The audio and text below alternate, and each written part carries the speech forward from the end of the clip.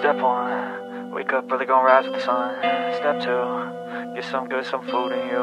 Step 3, think real hard about what you wanna be.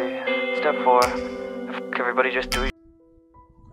अस्सलाम वालेकुम, उम्मीद है आप सारे खैरियत से होंगे। और ये वीडियो काफ़ी अरसे के बाद आ रही है क्योंकि कुछ मसरूफियात हैं और कुछ ऐसे। तो बेसिकली ये वीडियो जो है कुछ सवालात पे है जो कि बहुत सारे स्टूडेंट अक्सर मुझे ईमेल्स वगैरह में या फिर कमेंट्स में भेज रहे होते हैं कुछ सवाल। तो काफ़ी सारे तो मैं वैसे ही वहाँ पे टैकल कर लेता हूँ, वहीं पे आंसर्स कर देता हूँ। लेकिन कुछ सवालात जो कि मेरे ख्याल में कैटर करने की ज़रूरत थी, जो कि मैं चाह रहा था कि वीडियो में ही बता दूँ डिटेल में, तो वो ज़्यादा अच्छा रहेगा। तो ज़्यादातर सवाल जो कि अभी आ रहा है, क्योंकि बहुत सारी डिफरेंट स्कॉलरशिप्स हैं, कुछ यूनिवर्सिटी स्पेसिफिक हैं और कुछ हैं जो ओपन डोर में हैं। तो अक्सर का ये सवाल होता है कि क्या हमें ओपन डोर के थ्रू जाना चाहिए या यूनिवर्सिटी स्पेसिफिक के थ्रू जाना चाहिए। जैसे कि स्कॉलटेक है वो तो उसकी तो बिल्कुल अलग है, इस तरीके से HEC के उसकी अलग भी है और प्लस वो ओपन डोर्स पे भी है। तो क्या हमें ओपन डोर्स पे जाना चाहिए या फिर HEC पे? तो मैं आपको सीधा बता दूं कि देखिए, ओपन डोर में अगर आप जाएंगे तो ओपन डोर की काफ़ी सारे फॉर्मेलिटीज़ हैं। लेट्स सपोज आपने सबसे पहले ओपन डोर के पोर्टल पे सब कुछ अपलोड करना है, फिर उसके बाद आपको यूनिवर्सिटी कॉन्टेक्ट करेगी, फिर यूनिवर्सिटी का पोर्टल बनाना है और उस पर करना है।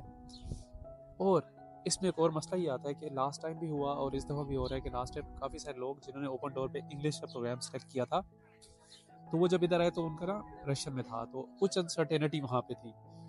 तो जब आप अगर यूनिवर्सिटी स्पेसिफिक लेट सपोज किसी का HEC पे हुआ और वो इंग्लिश में हो गया, तो डायरेक्टली आप HEC पे जाएं, क्या आप इतने लंबे प्रोसेस को फॉलो करेंगे? पहले ओपन डोर पे आ जाए, फिर उसके कुछ फॉर्मेलिटीज़ पूरे करें, फिर आप HEC पे हैं, तो वो अनसर्टेनिटी रह जाती है कि आया मेरा कंफर्म है इंग्लिश पे होगा या नहीं।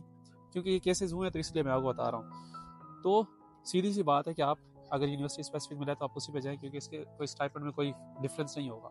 सिर्फ और सिर्फ ओपन डोर का जो डिफरेंस होता है वो ये होता है कि फॉर द टाइम भी आप कहीं भी आपकी एक यूनिवर्सिटी में नहीं हो रहा तो आप सेकंड प्रायोरिटी अपनी खुद भी चूज़ कर सकते हैं, वो आपको सेकंड पे ही शिफ्ट कर देंगे। ठीक है, तो ये है डिफरेंस में। दूसरा क्वेश्चन जो बेसिकली अक्सर मेरे पास आ रहा होता है कि जैसे इस दफ़ा काफ़ी सारे लोगों की जो ओपन डोर पे स्कॉलरशिप हुई है तो वो रशियन कोर्सेज में ही हुई है, मतलब रशियन डिग्री में।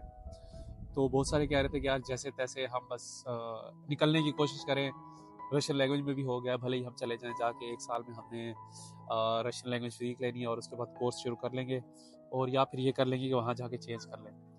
तो ये एक बहुत ही रिस्की डिसीजन है, क्योंकि इस दफ़ा जो जो अगले साल आ रहे हैं लोग ज़्यादा से ज़्यादा इस स्कॉलरशिप को प्रेफर कर रहे हैं, जो कि पहले लोग नहीं आया करते थे।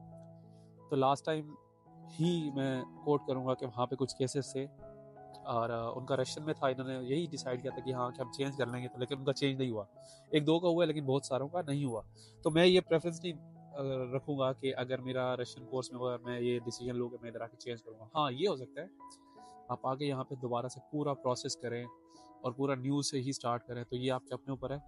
आप आके इधर रहना चाहते हैं तो ठीक है, अदरवाइज़ आप पाकिस्तान में रह के या अपने किसी कंट्री में जहाँ से भी आप हैं वहीं रह के किसी और स्कॉलरशिप पे किसी और के लिए आप साथ साथ ट्राई करते रहे। यहाँ आप अगर वहाँ पे जॉब कर रहे हैं तो वो आप करते रहे, ये हो जाएगा।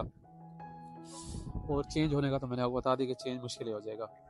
और एक क्वेश्चन जो कि बार बार होता है रिपीट, और अक्सर को पता भी है कि स्कॉलरशिप जो मिलती है जहाँ भी मिलती है तो क्या क्या कवर करेगी। बेसिकली स्कॉलरशिप चाहे वो किसी भी रीजन में है, किसी भी यूनिवर्सिटी में है, किसी भी सिटी में है, तो वो सिर्फ आपकी दो चीज़ें कवर करेगी। वो आपका ट्यूशन फी सारी कवर करेगी और उसके साथ साथ आपका जो डोमेट्री है, और डोमेट्री इस तरह कवर करती है कि जो आपको स्टाइपेंड मिल रहा होता है उस स्टाइपेंड में से आपने डोमेट्री की फ़ी पे करनी है। तो स्कॉलरशिप आपका सिर्फ यही कवर करती है, उसके अलावा नहीं करती। हाँ, कुछ यूनिवर्सिटीज़ हैं जो कि आपको कुछ एक्स्ट्रा भी चीज़ें दे देती है कि जो आपके आते हुए खर्च हो गए, एयर फेयर हुआ तो वो आधा या आप कुछ पे कर लेंगी, लेकिन बहुत ही कम कम है। वो जो दूर दराज रीजन है, मतलब मेन मॉस्को या सेंट पीटर्सबर्ग में आपको ये नहीं मिलेगा। स्टाइपेंड की बात आती है कि स्टाइपेंड का कितना कितना मिलेगा। तो स्टाइपेंड का सीधी बात है, जो मेन बड़ी सिटीज़ हैं उनका मैक्सिमम जो है 2100 मिनिमम से 2100 से स्टार्ट होता है और 4500 तक जाता है, इससे ज़्यादा नहीं जाता। ठीक है, लेकिन कम ही है, इससे ज़्यादा नहीं है। और वो भी इस तरह ही होता है कि वो आपका ज़्यादातर यही कवर कर रहे होते हैं, स्कॉलरशिप के जो डोमेट्री वगैरह कवर कर लेते हैं। तो ये आप इसको ये ना समझें। हाँ, MIPT की थोड़ी एक्सेप्शन है, कुछ ऐसे भी है कि जहाँ पे आपको परफॉर्मेंस बेस्ड आपका बढ़ता रहता है, लेकिन इतना नहीं बढ़ता कि मैं आपको बोलूँगा अगर 10 से 15,000 18,000 रूबल आपका पर मंथ खर्चा है तो आपको वो कवर कर लेगा।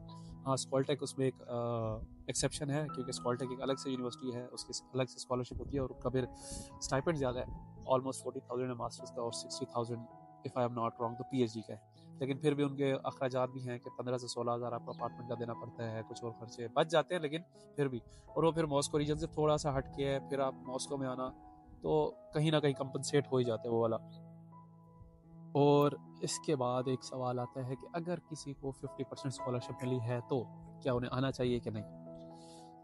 अभी ये आप आना चाहे या नहीं आना चाहिए, ये आपके अपने ऊपर डिसीजन होगा, लेकिन मैं आपको कंडीशंस बता देता हूँ कि होगा इधर क्या।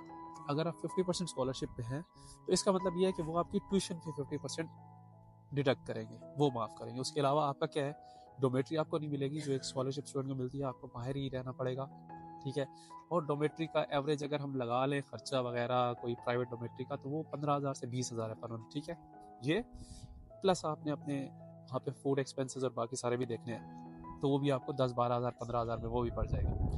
तो ये हो जाएगा, प्लस आपने साल की फ़ीस भी देनी है, वो आपकी डिग्री पर डिपेंड कर रहा होता है, 1.5 लाख है, 2 लाख है, 2.5 लाख है रुपये जो भी। तो ये सारी चीज़ें कैलकुलेट करने के बाद आपने आनी है। ये ना हो कि आप अगर 50% पे आ रहे हैं तो आपके जहन में ये चीज़ें ना हो। तो 50% वालों को डोमेट्री भी नहीं मिलती जो कि यूनिवर्सिटी की फंडेड होती है, तो उसके एक्सपेंसेस बढ़ जाते हैं, तो एक्सपेंसेस आपके ज़्यादा बढ़ जाते हैं, तो ये आपने देखना है। और इस वीडियो में सबसे आखिरी सवाल जो कि आ रहा है रिकग्निशन प्रोसेस वाला, जो कि रिकग्निशन या अपोस्टाइल का, क्योंकि हर यूनिवर्सिटी का डिफरेंट है, पोर्टल पे कहीं पे जमा होते कभी किया, तो क्योंकि हमारे बोफा वाले काफ़ी सारा टाइम ले रहे हैं अपोस्टाइल करने में, और लोगों को मसला हो रहा है कि कितने टाइम में होगा, कब तक हम जमा कराएं, यूनिवर्सिटी ने डेडलाइन दी हुई है। तो उसके लिए अभी मैं आपको बताता हूँ HEC के बारे में, क्योंकि मैं HEC में पढ़ता हूँ और कुछ लोगों का लास्ट ईयर हुआ भी। तो HEC आपको टाइम दे देती है इवन कि अगस्त तक, या फिर नेक्स्ट जब आप इधर आ जाएंगे तो फेब तक या जनवरी तक, दिसंबर तक आपको टाइम दे देती है कि आप तब तक आप वो कर सकते हैं, रिकग्निशन वाले डॉक्यूमेंट्स आप जमा करा सकते हैं। तो उम्मीद है ये जो मेन कुछ क्वेश्चंस थे, कुछ खास क्वेश्चन थे जो कि मुझे बार बार लोग मैसेज भी कर रहे थे, कमेंट्स भी आ रहे थे और ईमेल्स भी आ रही थी, तो वो मैंने कवर कर लिया है। इसके बावजूद भी अगर आपके कोई क्वेश्चंस हो, कोई भी क्यूरी हो, तो आप मुझे ईमेल कर लिया करें जो कि इधर मेंशन्ड है, और साथ साथ इसके कमेंट्स में भी वो कर दिया करें, मुझे मेंशन कर दिया करें। और हाँ, ज़्यादातर जो यूनिवर्सिटी के स्टाइपेंड हैं, किसका कितना है किसका कितना है, तो वो मेरे पास थोड़ी एक पुरानी इन्फॉर्मेशन पड़ी है जो थोड़ी बहुत कलेक्ट की थी दूसरे लोगों ने, इस तरह मैंने कहीं ना कहीं से लेके, वो भी मैं नीचे उम्मीद है मेंशन कर लूँगा, तो आप वहाँ जाकर भी देख सकते हैं। तो उम्मीद करता हूँ ये वीडियो आपके इधर आने के लिए हेल्प करेगी आपको काफ़ी, और जो खास कर जो 50% स्कॉलरशिप जा रहे हैं उनके लिए भी हेल्पफुल होगी। तो जो भी डिसीजन लें प्रॉपर कैलकुलेटेड लें, कोई भी रिस्क लें वो भी कैलकुलेटेड रिस्क लें। तो इसमें आने से पहले उन तमाम तर लोगों के लिए बेस्ट ऑफ लक, और मिलते हैं फिर नेक्स्ट वीडियो में, तब तक के लिए अल्लाह हाफ़िज़।